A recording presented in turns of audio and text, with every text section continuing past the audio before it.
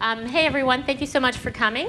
We're going to get started, and I'm just absolutely delighted to have Cathy Benko join us. Cathy is the Chief Talent Officer at Deloitte & Touche, and the author of an incredible book, which I read just this week and learned a lot from. I was busily digesting, and I came out with even more questions for Cathy, called Mass Career Customization, which really takes a look at a pioneering approach to think about how organizations can start to customize their employees' talents, career needs, life needs, into sort of an integrated career plan for them, and take, I would say, maybe talent assessment, talent recognition, and really a holistic perspective to an employee's life, an employee's career, and put them together into something that's sort of very beneficial for the organization and can help, obviously, drive employee retention, but more important, drive employee retention, reduce attrition, really drive an organization business case for profitability, and at the same time result in more engaged consumers. And effectively, the consumers for the organization are its employee base. And so I think it's really interesting that Cathy has led and pioneered this work over the last number of years. She was the former leader of Deloitte's Women's Initiative, in addition to being a partner at the firm and leading a number of its practices, including its e-business practice and high-tech practice. But decided full-time to make this really her focus at Deloitte, not just for women, but for, in fact, recognizing and promoting the talent of all the firm's employees. So she's here today to talk to us about the notion of mass career customization, really customizing careers, and a conversation between an organization and its employees to really make that possible. Of course, before Deloitte, which I think Cathy spent the majority of her career at Deloitte, since business school when she was doing her MBA at Harvard. Post that, she joined Deloitte. Of course, in all of her work at Deloitte, she's had incredible recognition for the pioneering approach she's taken in this area. A number of different organizations have recognized her. She's been named one of the 25 most influential consultants and a frontline leader by Consulting Magazine. She's a recipient of Consulting Magazine's inaugural Leadership Achievement Award for Women in Consulting. She's been recognized several times by the very prestigious organization WITI, which is Women in Technology International. And the SF Business Times calls her one of the most influential women in the Bay Area over the past 5 years. She's a member of the executive board of the Deloitte US Firms Practice, the Deloitte Foundation Board, as well as Catalyst West Coast Advisory Board. And she's also on the board for the Alumni Association for Harvard in Northern California. So absolutely delighted to have Cathy here. And we're going to kick it off with Cathy taking us through a pre-brief of the work she's done in this area. And then we're going to move to a conversation. And we hope to include all of you in that. Thanks so much. Thank you for that great introduction. And of course, we're talking, it's an honor to also be introduced by one of Fortune's 50 most influential women. So congratulations on that. Thought we'd just do a quick flyby, and then really we want to make this as interactive and as informal as possible. So let's just start with where this all came from. Like, why are we here? Why do we care? Why now? And at the end of the day, there's a convergence of 6 trends in the workforce space going on today. 6 trends. And my guess is we could all, in our sleep, name 3 or 4 of them. But we probably don't see them together, and we probably don't really fully appreciate how it's the convergence of these things all happening at the same time that suggests you've got to do something different. One is the demographic shift. We all know that there are more workers exiting at a macro level the workforce and entering. That number is about 6 million. Next year, 2010-ish, there'll be a 6 million person gap in the US between the supply and the demand of workers. You say, well, big economy, we can handle that. It's going to 35 million in the US in about 15 years. And if you think, well, I can go globally, you sort of can and you can't, because we're talking about skilled workers, right? If you look at Google's workforce, if you look at Deloitte's workforce, you're talking about knowledge workers, highly skilled, highly educated knowledge workers. And the demographics around that, it's not a great picture from an employer perspective. You take that and you combine it with the changing family structures. And we probably are all part of this, right? But if you look at family structures, from a US perspective, although the global trend is the same, in past generations, about 2/3 of US households were what economists call traditional, one spouse, generally dad, went off to work, the breadwinner, and one spouse, generally mom, stayed home and raised the kids. I mean, it wasn't even called work inside the home, right? You know what that number is today? What percentage of US households have that traditional model? Only, just so happens, another individual who read the book, 17%. So it went from 63% to 17%, which means that 83% of us are not doing it the way that our predecessors had done. And do you care? Yeah, you care. You know why? Because if you look at the established norms of the workplace, it was predicated on a family structure that by and large does not exist. So you take the demographic issue, and then you take the family structure issue, and then you add on top of that women. And so, so women have reached critical mass in the workforce. And so why does it matter? You know why it matters? Because on the one hand, they are the majority of the incoming labor talent pool. Why? Because they are the majority, and not a simple majority, by the way, of graduates, both undergraduate and graduate school graduates. It's about 60% now, expected to go to 70%. That matters. Why else does it matter? It matters because women tend to have nonlinear careers. Women, between a third and a half of all women in the workforce, the professional workforce, will opt out of that workforce somewhere along the way for, on average, a couple of years. And so if you're an employer and you're looking at these statistics, there aren't enough people, the family structure has changed, there's this subplot around women and on how they tend to have less linear careers than their male counterparts, that's material. You add on top of that the changing attitudes of men, and I'll talk just boomer men right here, because when you get to the younger generation, the generation that is the majority of Googleites, are they Googleites? Googlers, that's right, Googlers, I should have known that. Google's my homepage, I should know that, Googlers. When you get to the younger generations, you don't really see a big gender split from an attitude and expectation perspective. But when you look at boomer men, there was traditionally a different attitude, but you see that attitude even changing on their part. And to just quickly, kind of give a flavor for it, I cannot tell you how many boomer male partners of mine, I'm part of a very large professional services organization, will say, I missed my kids' soccer games. I'm not going to miss my grandkids. So you see attitudes even at that level just changing quite a bit. And then you add on top of all of that something that Googlers know very well, technology. And so if you look at the series and you say, you do with small children, what in the series doesn't fit? Human component, human component, human component, human component. Technology matters a ton because it affords new ways for how and where and when work can be done. And it is ubiquitous now. If you look at broadband, if you look at cell phones, you look at all of these kind of things. And it is actually something that is, in fact, instigating part of a solution to these changing trends. Okay? So we've established that the workforce has fundamentally changed. It's far more heterogeneous than it ever was, and it has different needs and different expectations and the like. We got that? We on the same page there? Well, what about the workplace? Has the workplace, the expected norms of the workplace, changed in kind, in response? We would argue no. There are things done on the margin, things on the margin.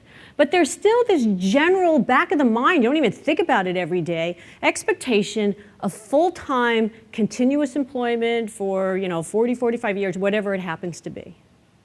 So fundamentally what we are saying is that the workforce has changed, but the workplace has not. Do we know this? Yeah, we kind of, as organizations, we've sort of sensed this. So what have we done in response? Have we just said, oh, this is going on, but over the last 15 to 20 years, we've come up with flexible work arrangements, right?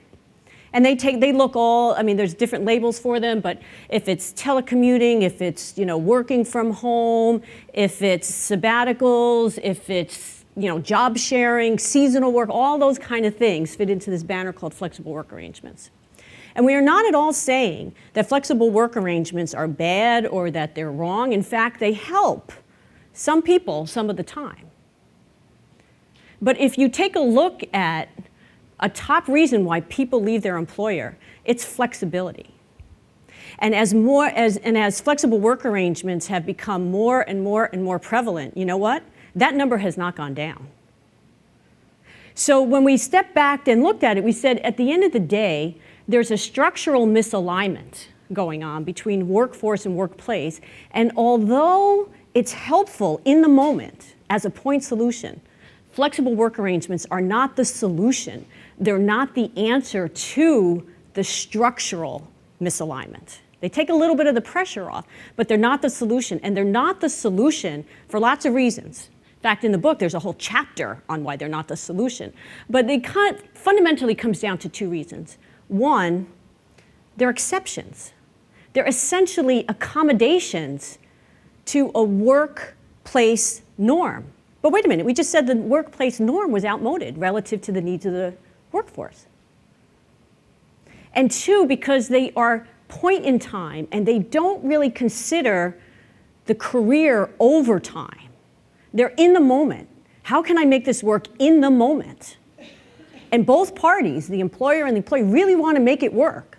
But the trade-off is often this nebulous, ambiguous thing. What does it mean in the longer term?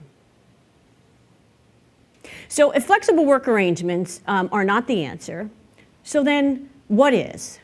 You know, and you kind of learn, you learn you're never supposed to say, nah, that's not the answer, without having something to offer, right? And so we really thought through it and looked at various models.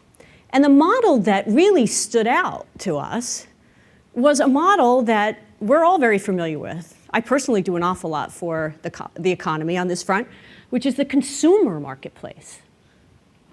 You go to the consumer marketplace, and this notion of mass product customization is everywhere.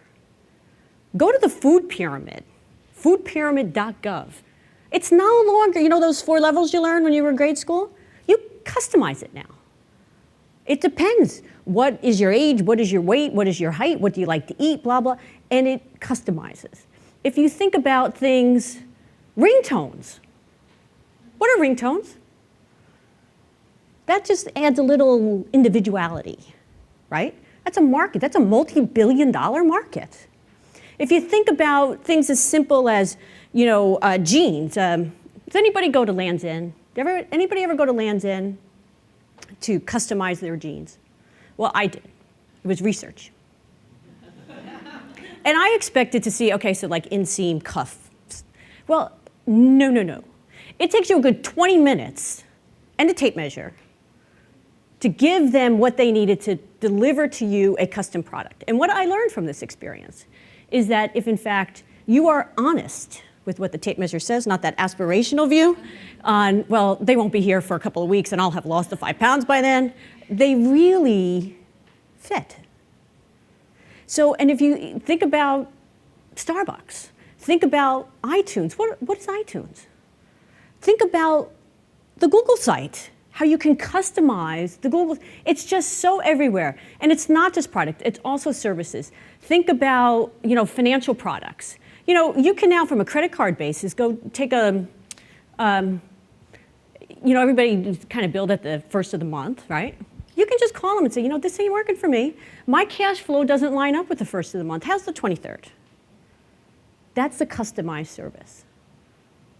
So we said, well, if you can customize M&Ms, which you can, custom colors, custom messages, custom pictures on your M&Ms,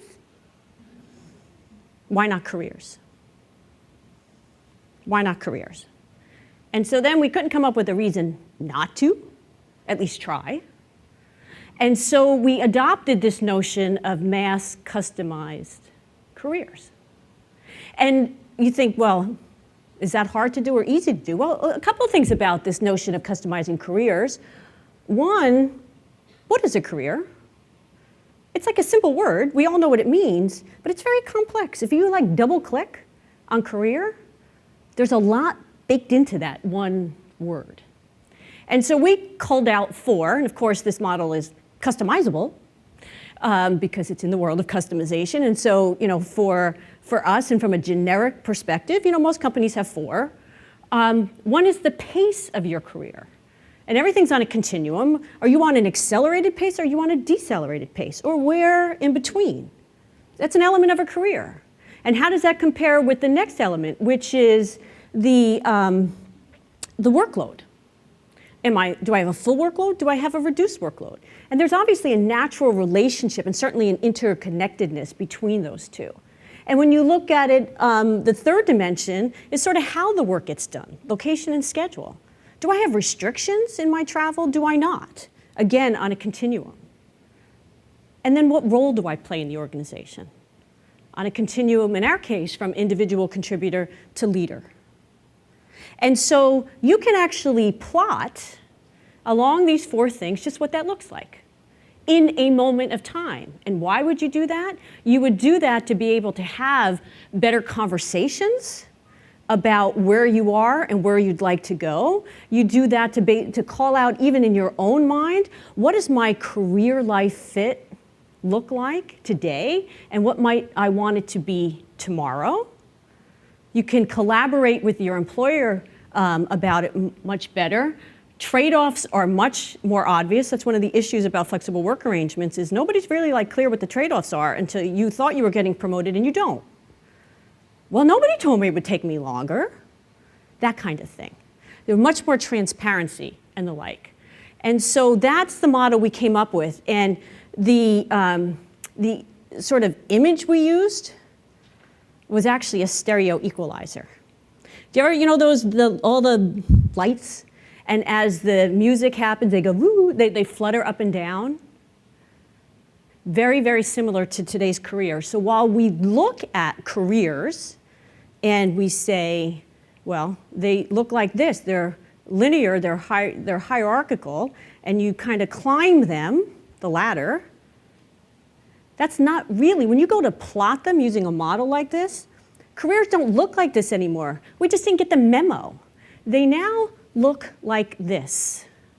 Sine waves of sorts. I'm sure there are engineers in the room. I'm married to an engineer. I understand that technically speaking, it doesn't meet the criteria to be labeled a sine wave. So this is a, kind of, sort of sine wave. But this notion of ebb and flow is a very important component. And if you plot your career, plot your spouse's career, your team mates' careers, you'll find they more look like this than like this. And in fact, Sukhinder's, this is Sukhinder's. Now, when you think about Sukhinder, what do you think? Well, her career had to go like that, right? Look where she is. Well, it didn't. And to be honest with you, mine looks more like that. And the CEO of Deloitte looks more like that. And the chairman of Deloitte looks more like that. And I suspect many people in this room and many of Google's leadership also looks like this. So a lot of this is a change in mental model because we think it needs to look like this when in real life, it actually looks more like this. And actually, you can go out to the website, masscareercustomization.com. There's a little interactive exercise, and you could plot your own sine wave, not just in terms of where you've been through the rearview mirror, but also possible futures, where you see it may lead you to next. So, what's the benefit? Well, if you think about it, the benefit of mass product customization to the consumer products industry is greater customer satisfaction, which leads to greater customer loyalty. Why? I got it my way. I got it my way. Lower costs, because you actually have less finished goods inventory you're carrying. And greater profitability. Why? Because you can charge more. Value pricing. And so the experiences we've had at Deloitte, and in fact, we've piloted this for several years before we actually rolled it out to all of our people. And what we have found to hold true is that employee satisfaction goes up, employee loyalty goes up, our cost of acquisition, in our case, talent acquisition, goes down. One, because you actually draw more people in. For example, the number of our employee referrals that went up went way up. So those are some of the benefits, certainly for the organization. But there's another benefit that we found from an individual's point of view: option value. It's fascinating that when you look at Deloitte, and 90% of our people at this point are in this model, 8% actually wanted to do something different. They wanted to, what we would call, dial up, or they wanted to dial down. 92% are staying exactly where they are. And this is not by exception. If you breathe and you are on the Deloitte payroll in the US, or what we call our Region 10, you are in this model. It's not by exception, okay? But the value that people are seeing in knowing that although my level of engagement is working for me now, if in some time in the future it needed to be different, I feel very confident that I'm part of an organization and part of a culture that's adaptive enough to work with me to figure it out. So while at any moment in time, our experience is that it affects, from an up-down perspective, less than 10%. From a perceived value perspective, it affects nearly all. So one more point, and then I think we're going to move to Q&A. What's really, really going on here? What's really going on is that the corporate ladder is morphing. It's evolving right before our eyes into a construct we've dubbed the corporate lattice, where you still have upward momentum, but there are just many and more varied pathways to get to there, wherever there is. Because along with this shift towards the lattice comes a shift in what is the measure of success. And there is no more singular measure of success. It is much more custom. It's much more is in the context of each one of us as individuals. So with that, I will, why don't we just get to Q&A and see how we can bring that together. So thank you so much, Cathy. And I think, first of all, attempt to get on these chairs and not fall off. I think what we'll do is I'll start with some questions that I've got. But feel free, because we want to make this as interactive as possible. If you've got a question, just put up your hand. We're going to ask you to go to the mic and really try and make this more of an interactive session. So as opposed to me talking and then you guys talking, I'll kick it off. But as you have questions, just please put up your hand and come to the mic, and we'll try and take them as we get them. So it's really interesting. I think probably most of you as Googlers would resonate with this. That in many ways, we seem living proof of the 6 workforce trends, right? We probably look at that list and go, of course, right? And I think in many ways we feel, to some degree, at least speaking for myself, that we're already a fairly fluid organization. So, thinking of sort of where we come from, and we're probably somewhat representative of, Valley Internet companies, what's the advice for an organization like ours that already considers itself quite fluid and flexible? I mean, what would be the benefits? It's a great question. If I look at Google or a lot of the tech companies, you're very flexible in how work gets done, and even how and where work gets done. I guess I would challenge a little bit on how flexible it is in terms of longer term, how careers are built and talent is developed. And so that notion of the dimension around how work gets done, the location schedule, you guys are off the charts. There's no question about it. In fact, the good news is that you drive many other organizations in that direction. But we probably can all use some help when it's the broader, how are careers built? I think that sort of, for me, resonates a little more. I think I've had conversations with my employees, and I know many of you are in parts of the organization where, although our flexibility is strong, we're probably fairly early on the career development side of Google. I know, I'm seeing a lot of you nodding your heads, that if I asked you if you had a flexible work life, you'd probably say, yeah, I think I can manage flexibility if I've got to take maternity leave or work from home or whatever. But if I asked how many of you feel like you've had a long-term structured career development conversation with your boss or with your manager, that in a more structured way allows you to talk about the ebbs and flows of your life. How many of you feel like that conversation comes up? One. So I think, that's... Well, 1.5. 1.5. And I think that seems to resonate more as I think about it. So keeping that in mind, I think we would all agree that we're pretty nascent from the career development perspective, as opposed to Google wholesale adopting this model, which maybe we will do, and that's a longer conversation. What would be your advice for the folks in the room who, and how do you approach that conversation if you have something like these tools in mind? Like, how can you take advantage of it just from an employee perspective? There's no question that a lot of this is actually a mindset shift. The book offers kind of a framework and a structure and sort of a lexicon of how to organize this stuff. But so much of it is about thinking, much more actively about how a career, it's actually not a destination. It's a journey. And so every day you need to be thinking about how your career is being enhanced that day. Because that over time is your market value, right? Is how that is enacted. And in a lattice world, the good news is that there are more kind of choices and options and the like on how this gets done. But there's also a responsibility. Who was it? Henry Ford used to say, you can have any color you want as long as it's black. Mm-hmm.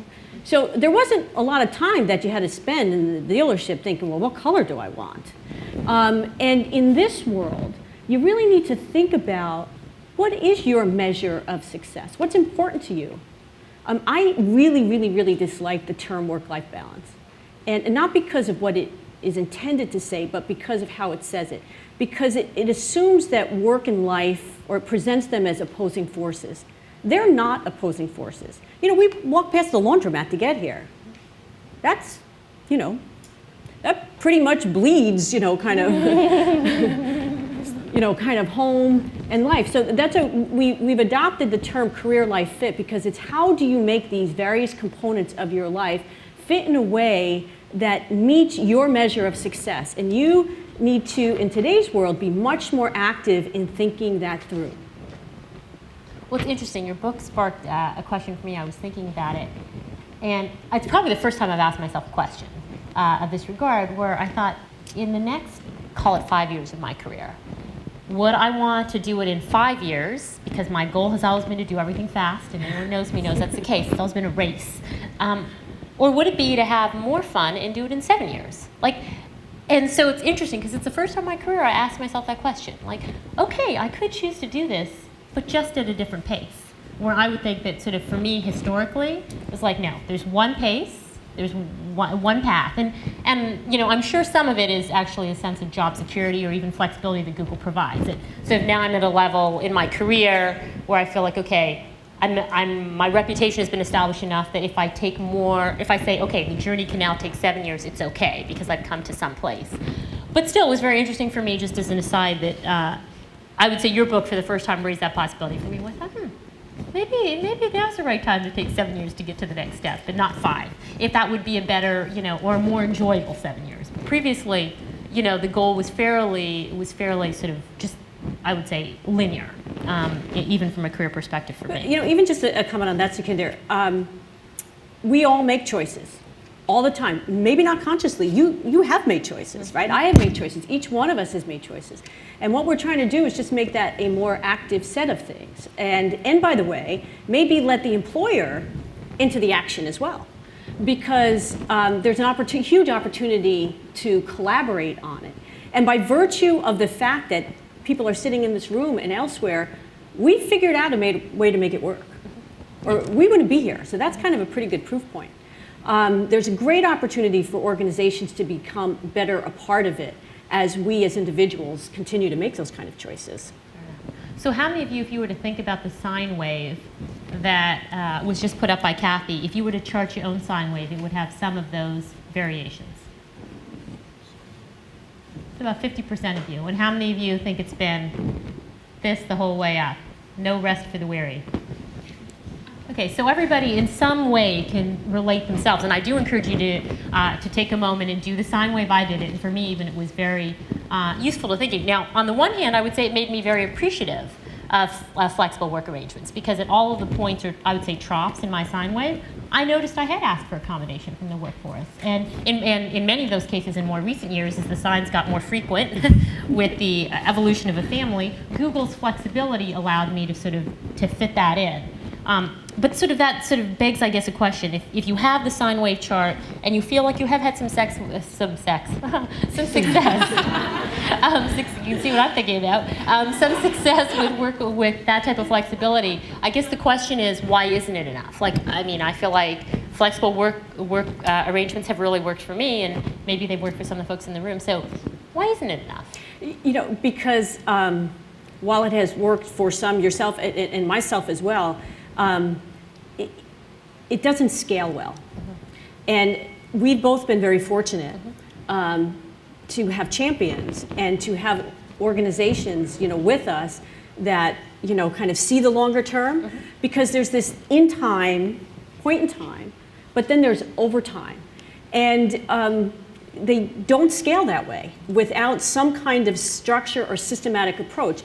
And it actually gets down to an equity issue. Mm-hmm. As well, because you've been successful at doing it, I would suppose, because you had very progressive managers and leaders. And what if somebody we're not doesn't? not all managers are kind of in that same place. And in part, by the way, because they don't know how to do it. Mm-hmm. And so, this gives them, even just from a visual perspective, it actually kind of gives people a permission. And we've heard this from a lot of managers, by the way, not the counselees, the counselors saying, oh my God, this has been so helpful to me because it gave me permission mm-hmm. to talk about something that I didn't know if I could or how I could bring it up. And it gives you kind of that lingua franca way of just kind of getting it out there and infusing it into the culture. Because you're right, it happens in pockets today. This is already going on. This is much more kind of a scale and an equity issue. Right, an internal equity issue. Let me pause for a moment. Emily, let's go to you for. Yeah. I'm curious on your thoughts on Best Buy. So Best Buy is a company that has received accolades at their incredibly flexible approach to not work-life balance, but integrating work and life. And I'm just curious. In some ways, to me at least, upon first look, it seems like an attempt to allow people to work from home more and equipping them to do so. But I'm kind of interested in your interpretation of that and how successful it's been and how does it match with this or not? Well, it sure has. I think the one thing that we struggle with a lot is moving from flexibility as being a location and schedule thing. Location, those things are important for sure, but they're only part of a career. And if we're so focused at just being kind of in the moment, and by the way, we didn't even get to the whole subplot on how different people are kind of tagged because they might be doing it differently, because, maybe it used to be called mommy tracked. We don't use that term anymore, but I think if you interviewed people on flexible work arrangements, which we've interviewed quite a few of them, that term comes up a lot. I feel in the grander scheme of things, I'm marginalized. And so what we're trying to do is put it in context. On one, it's not by exception. Everybody has a profile, whether or not, at Deloitte, 90% of our profiles actually look very similar. But that doesn't mean it's not custom to each one of us in terms of where we happen to be in our career life fit for that moment in time. So what what we want to make people much more aware of, that there is a point in time. Best Buy is a great example of that. And I think it's worked well with their culture. But there's also the overtime component. And so we were looking for a framework and structure that worked for certainly our organization. Remember, we're among the largest professional services organizations in the world. In fact, what is our product? People. That worked both in the moment and over time and gave us each a way to be able to understand from a transparency perspective how we were each doing and also understand the trade-offs from some of the choices that we made very expressly rather than implicitly. Do you want to go ahead and also introduce yourself and what group you're with, just because we've got a fairly intimate audience, so it Sure. gives us that opportunity. That was Emily White from OSO still. Yes. I'm Evan Wittenberg from Leadership Development at Google University. I guess I have a question. I'm not sure exactly how this works at Deloitte, the actual implementation and what choices people have. So I'd love to hear a little bit about that. But I'm also interested in what you're finding kind of on the flip side, because this sounds great, but there's been a lot of research recently. Psychologist Barry Schwartz has a book called The Paradox of Choice. And some of, at least in the consumer realm, some of the problems that happen when you have so much choice. And people can be paralyzed. They can also actually be less satisfied with their choice, as research has shown, when they have more choices. So I'm interested in knowing kind of, are you seeing any of that maybe in the 8% of the people who do take this? And how are you going to solve for that if it is appearing? Two great questions. I'll start with the latter, and at the end of the day, we have not seen the kind of product proliferation issue, like, oh my God, what kind of Pampers do I want to buy because I've got like all of these choices. Because although there are choices, they're not infinite. They're bounded. And by the way, it's not just that the employee says, oh, by the way, I've decided to dial way down or way up. It's a collaboration, and both sides need to agree to it. Because there's an implied contract there. If you've decided, I'm hungry, I'm ready, I really want to dial up, I don't want to have a life. Send me anywhere, I'll do anything, load me up. I want more experience as soon as I can get them. It's all about growing networks to me, that's all I want. There's an implied contract on the organizational side that they'll be afforded those opportunities. So it's very much about the conversation, it's very much about collaboration, and it's bounded.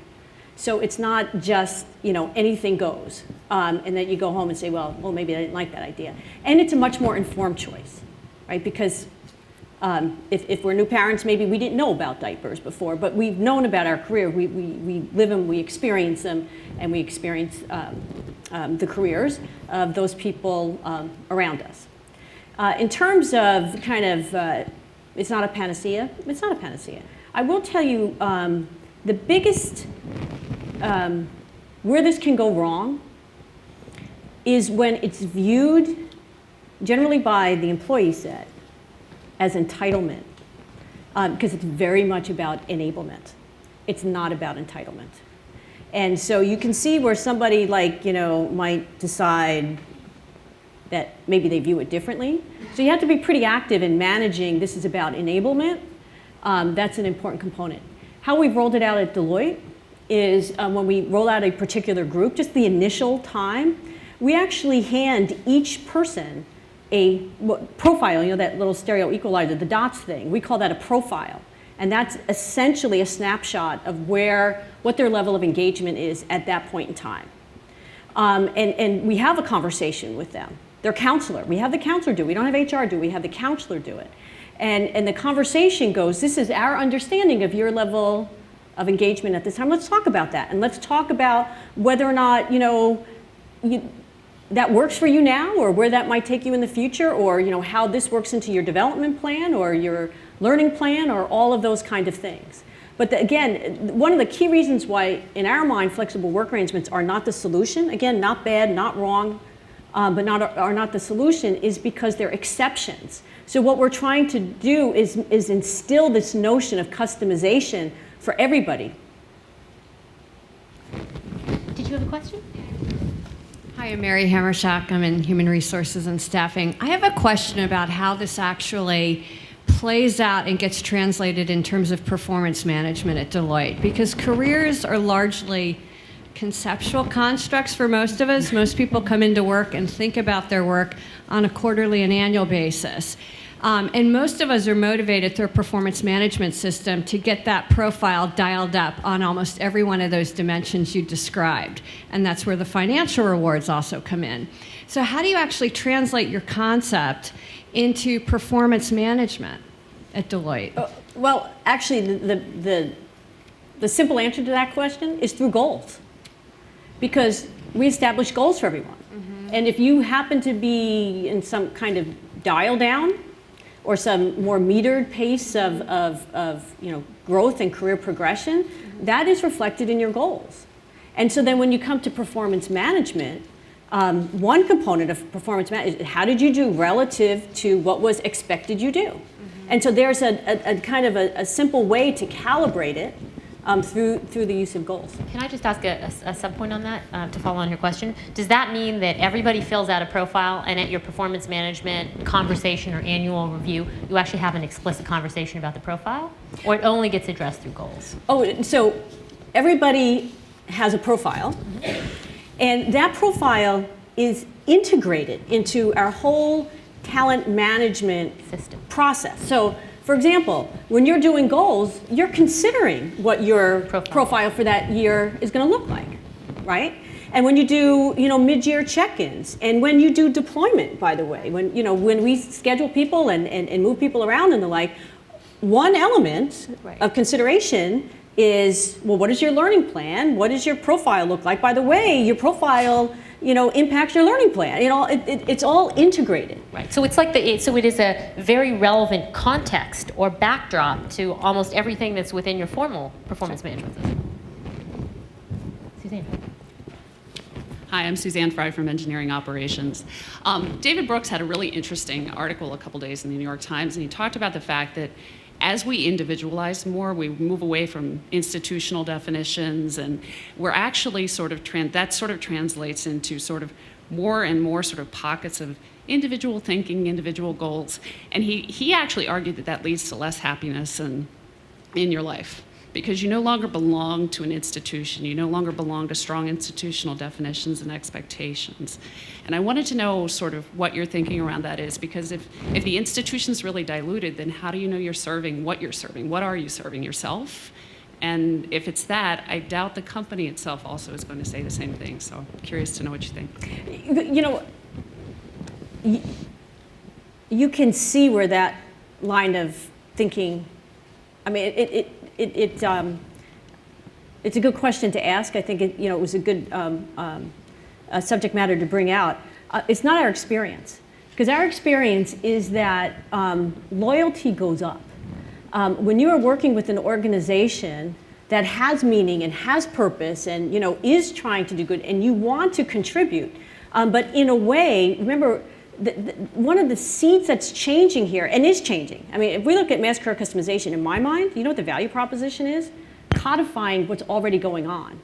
This is not like, oh, this is going to happen. It's happening. Do your sine wave. I mean, it's already happening. And so how does this stuff fit in together? And if you can create loyalty, and to me, loyalty is different today than in the past in a corporate ladder world. And what's different about it is that we assess it every day. Is this working for me today? Is it working for my family today?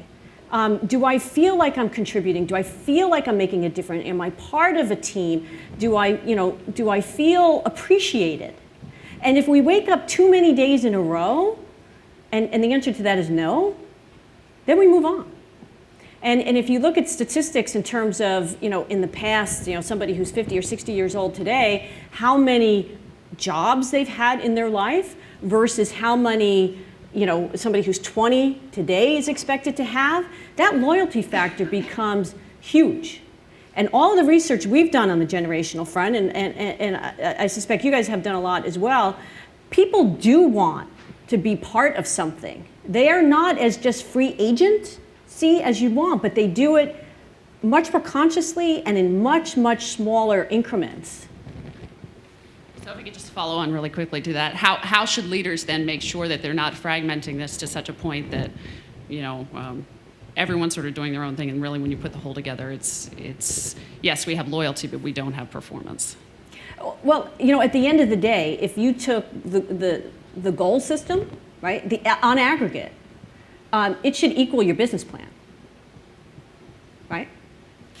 And then, goals are, if you took the aggregate of everybody's goals, it should equal what you expect to deliver as a business. And so that's one way to make sure that the two equal. I'm Sally Goldman in research, and I may be off topic, so just say so. I've spent most of my career in academia, and as I sit here, and I don't know if you've thought about this, do any of these ideas translate over to academic type environments? Oh my gosh, it's funny you say that, because it was never our intention to write a book about this. I mean, this is something we were doing for Deloitte, and just, this is being sponsored by Google's WIN. And so, I'm proud to say this work came out of our women's initiative. And at the time, what we were doing, we kept looking at the data. Flexibility was the #1 reason women were leaving Deloitte. #1 reason. And so, I maybe naively, stepping into my role at the time as head of our women's initiative, said, well, how hard can this be? We're just going to solve this, and that'll make a big dent in things. And when you actually go to study it, you find out very quickly this is not a women's issue. Women are the canaries in the corporate coal mine, but this is not a women's issue. This is a cross-gender issue, and it's a cross-generational issue. I know kind of X and Y think about it a lot, and clearly there's good reason for that, because that's, you start to have families, and that's where some of this stuff kind of starts to settle in. But it's cross-gender and it's cross-generational. And so we started to, kind of move down this path of mass career customization as a response, and got a call from Harvard Press that said, this is a big idea. They certainly saw it on the academic side, kind of tenure, that whole thing. There's a big issue. In fact, there was at the same time, a study came out by the National Academies of Science, and it talked about implicit bias. And a lot of that bias was actually in academia, in terms of who gets tenure, who doesn't get tenure, who falls off the track because kids come at the same time, where you're kind of, so the application in academia, as well as other industries. In fact, I just got an email last night from the head of nursing of a very major medical center in this country last night, East Coast, and it was like 9 o'clock my time, so she's up at midnight sending emails, and just talking about how they applied it in nursing. Hi, Cecilia Cullen-Betty from People Development, and I wanted to I think this is great from an employee's perspective and thinking through some of these changes, but I suspect a lot more than 8% of people are really in need of these kinds of things, or would take advantage if there weren't the trade-offs and stigmas and other things that you've talked about. Have you seen some breakthrough ideas, or from an organization standpoint, what are some of the ideas of things that could be done really differently from the company's perspective, structural changes or real breakthrough methods that would shake this up, versus having people maybe go off to nonprofits or other alternative career choices when they're in the down cycle? Yeah, actually there are a couple of things. One, when we started to do this, we were scared to death of just how many people were going to want to. We weren't worried about dial-ups. And by the way, at the end of the day, 3 to 2 dial-ups to dial-downs. Counterintuitive, because we thought everybody was going to want to dial down. And then how would we be able to, kind of meet the needs of our clients and the like. And there were some people saying, don't even go there. We can't do this. And we were like, we all agree that business as usual is not an option. And so if you got a better idea, then, kind of pony it up. If not, we've got to at least try. And so we did it through a pilot. And so, so you may be surprised. We expected it actually to be, 15 to 20%. And the fact that it's where it is at 8 now that we've got, pretty much everybody in, is we're very comfortable with that number. Because by the way, if you took a look right now at who you had on flexible work arrangements, my bet is it's probably in about that neighborhood anyway. And so it's much more cognizant. If you're asking the question on, as you move towards the lattice organization, because that is the big idea, the notion of it's a lattice, not a ladder, is really the big idea. And when you get into that, the way you measure success is different, because it's more individual. And when you get into that, you move downstreams. In fact, there's work being done, Professor Perlow, for one example, at Harvard Business School, is doing a lot of work on how can you better modularize job tasks. Because if you can do that, if you can build a more modular workplace, a lot of these pieces kind of fit in more. So there's work going on academically in that area right now, which is one of the natural kind of offshoots. Hi, I'm Rachel Kay. I'm also in leadership development. And I'm curious if you can share a little bit more about how the trade-offs are sort of quantified and communicated, because I think one of the big concerns is, even if it's in your goals that you're not going to be delivering at the same level, how do you avoid that stigma? And also, how do you measure how you're going to be rewarded in relation to somebody who's dialing up? Right. It's a great question. I appreciate you bringing that forth. A couple things. One, your goals are commensurate to how much time and effort you have to put into them. So that's certainly a component of it. When you take a look at what happens over time, each person, it's easier, it's sort of like a tipping point, okay? Because right now, there are a lot of one-off deals out there. Can we agree on that? I mean, at the end of the day, a heck of a lot of one-off deals. And so one-off deals have all kinds of opportunities for dysfunction to emerge. Because Sukhinder got that deal, why didn't I get a deal like that? Or why is this going on, not that? Or why, because I happen to be the single person, am I still here at midnight? I don't have a life? Those kind of things. And what it does is make it much more transparent that these are choices that you're making and the trade-offs you're making. So if you happen to be even working full-time but kind of dialed down in terms of you're not hungry to hurry up and get to the next level, you know what? You're probably not going to be the first choice for the next plum assignment.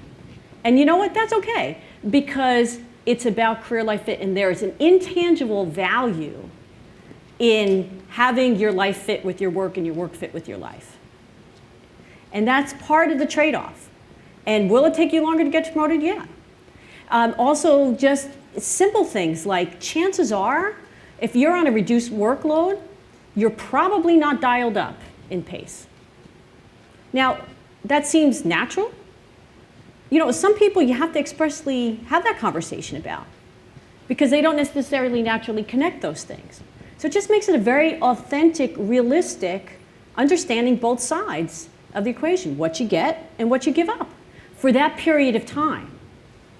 But understand over time, and we all go through life cycles. And actually, that's one thing if I think about Google in particular. Your average age is at or around 28, right? And so it's about that time and into the 30s where the toughest part of the life hourglass, it's where when you meet that special person and you have that first kid and you got it all worked out, but then that second kid comes and, oh man, does that break the camel's back? Or then you got to find out another way to do it, or all of those kind of things. So it's so that may actually, my guess is going to hit you disproportionately harder because you don't just have the natural generational distribution that many organizations have, given kind of your birth and how short, relatively speaking, you've been around. I'm Jane Butler with the North American Sales Org, and I had read an article where you were featured, I think, in the Times or the Journal, and I really adapted the word corporate lattice, so thank you for that. It's been really a great analogy to use for people. I think it's very visual. But I hadn't thought about it in terms of, I thought about it more as people, or instead of moving straight up, there's so many more options and moving elsewhere. I hadn't really thought about it in terms of the career life decisions. Can you give some practical, so that, I didn't think about the scale. So I still feel like scale is an issue with this approach as well. So can you address how scale works with mass career customization? And secondly, can you share a practical example of what that might look like for a person? I get it in theory, but how might that look for someone who's has had the second child and now makes choices? What might be a different scenario for them than it might have been in a flex work environment, for example? So I'm thinking, is it easier to start with the first part of the question or the second part of the question? All of this comes together because what this is really about is having better conversations about career development, about how your life and your work are fitting together at any point in time, and what you might see that it looks like over time. And by the way, and how that meets with the needs of the business, because again, it's a collaboration between the two. And so if we take an average person, because there are just kind of natural life cycles. So you come out of school and you're young and you're hungry and there's no place you won't go and there's nothing you won't do. I suspect there are a lot of Googlers that look exactly like that. And so if you looked at, and if you plotted that from a profile perspective, that would be dialed up in pace, dialed up in workload, dialed up in location. You have no restrictions, you'll do anything, and the like. And then you move on through other life cycles. You meet that special person, you have that special, your first child, and maybe for some amount of time. For me, it was 6 months. I think for you, it was about the same, 3 months, 6 months. Yeah, 6 months. So you just kind of throttle back, or I took 6 months off with each of my children, and so there's a natural kind of dial down, but there's not as much mystery around what is that doing to my career, and am I going to be viewed as less committed? Because people have a better appreciation for how it's fitting in with the construct of your life, and oh, by the way, and on how those team members around you are doing in their career life fit as well. So you're making it just much more transparent. And then maybe the second kid comes, and maybe it's harder. For other people, it's actually they make choices within their own family. So it's actually for some people it's easier because the other person maybe has opted out for some period of time, right? And that disproportionately is women, but not always women. And increasingly, there's more even of a conversation of which one is going to kind of play the lesser career situation for a while. And then you kind of throttle back. And you got to tell you, my opinion, just opinion within Deloitte, the most underutilized capacity we have in the firm, empty nesters. Empty nesters. Because now you say, can you go do an assignment in Hong Kong? That's an adventure. That's not a hardship anymore. That's not like, what am I going to do with my kids and what's going to happen with this, right? It's like, sure. And so there's a certain fluidity to it. And so what we're doing is scaling that, giving one common framework to have those conversations. We had a lot of conversation within Deloitte that said, you know what, we have some counselors that are great and maybe some counselors that aren't so hot. And so maybe what we should do is get everybody to be a good counselor first and then do this. And then we said, well, that'll never happen. I mean, you need an instigator. And that's one thing that we have seen is no matter where you were from a counselor ability perspective, you're better than you were. And you come to the conversations much more prepared because your counselee is much more prepared. But there's a way to make it much more systematic in a way that's not so cookie cutter that it's not an authentic conversation, but a way to frame it.